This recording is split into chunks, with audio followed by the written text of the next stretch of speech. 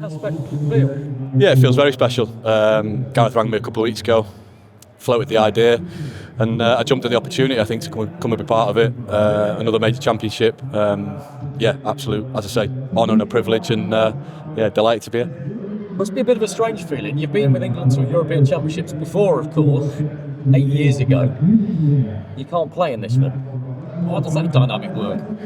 Yeah, it's different, but I think it's just a different challenge for me. I think coming to support the boys, the goalkeepers, the outfielders, push them in training, try and offer them a different perspective, and support in that manner. Of course, I'd love to be playing. I'm a football player that wants to play football matches, but it's not that role. It's a different role. But any opportunity to come and represent your country in some form, as I say, it was an amazing phone call from me, and didn't take me long to say yes. Of course, if any of the goalkeepers get an injury before England's first game, then you could be playing here.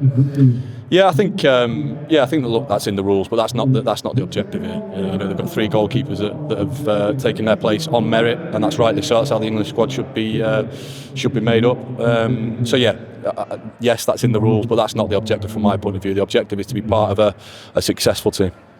How was the atmosphere different? We've talked an awful lot in recent years about the atmosphere that Gareth Southgate has created, and we've seen it out there, just how much you guys are enjoying yourself out there in the sunshine here in Yaya. How is that different maybe from when you were last in the squad? Yeah, I think I sort of predated Gareth before he was England manager, and then was there for quite a bit of his sort of first few years. So I've seen him all the way through, really. And I think he just shifted the culture, really. I think he shifted the whole outlook, the whole feel from the country, really, and even you guys, he sort of brought everyone in together. So that's how it's changed, and I think what that's given for the lads is a little bit of freedom to go and perform. I think we've seen that over the last few years. We've gone close. Been some really good performances. There's a real good feel to the England team at the minute. Of course, there's expectation because we've got a good side, but you've got to embrace that, and I think you can see that at the minute. We've got fantastic players.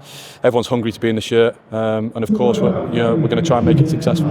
How's the training pace? I've heard it's about as good as it gets. It is, yeah. It's impressive. When you're spending a long time in a place, it's nice to have nice surroundings, lots of nice facilities. It is top end, but no one will get distracted from what we're here for. There's an objective.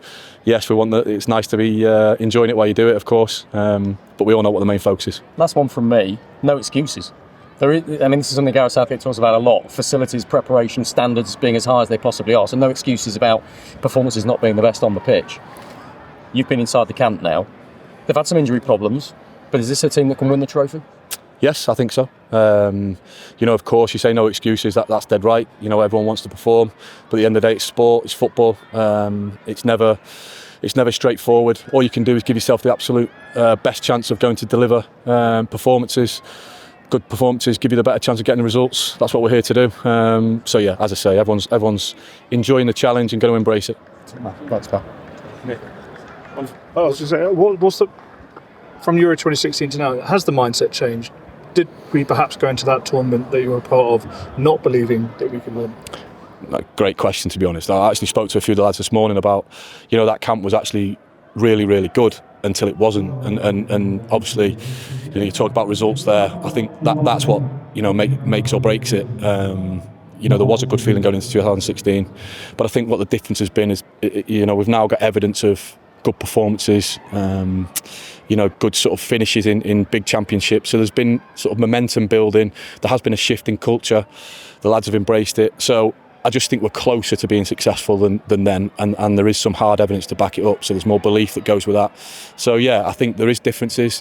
As ever at elite level sport, the margins are fine, but I think we're starting to get a lot closer to those margins. As someone who has a better judgment than anyone, but what is this pool of goalkeepers that are in the squad like in terms of talent? Because sometimes they get underappreciated.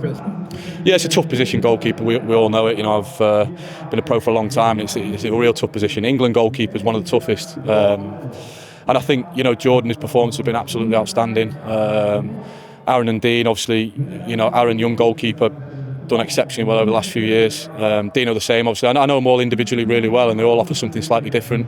So I'm delighted to be working with them.